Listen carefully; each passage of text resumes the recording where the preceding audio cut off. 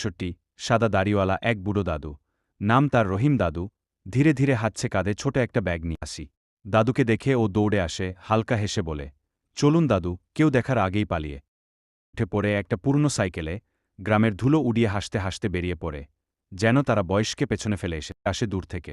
নদীর ধারে থেমে রহিম দাদু বলে, তুমি জানো লিনা, আমি কখনো এত জীবন্ত লাগিনি। আলোয় মুখ দুটো ঝলমল করে।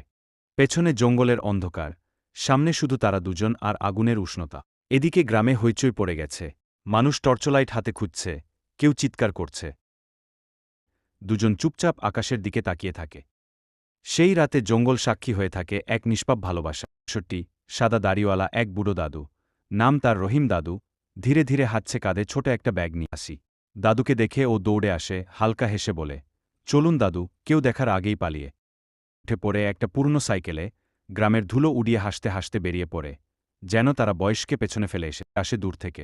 নদীর ধারে থেমে রহিম দাদু বলে, তুমি জানো লিনা, আমি কখনো এত জীবন্ত লাগিনি। আলোয় মুখ দুটো ঝলমল করে। পেছনে জঙ্গলের অন্ধকার, সামনে শুধু তারা দুজন আর আগুনের উষ্ণতা। এদিকে গ্রামে হইচই পড়ে গেছে। মানুষ টর্চলাইট হাতে খুঁজছে, কেউ চিৎকার করছে।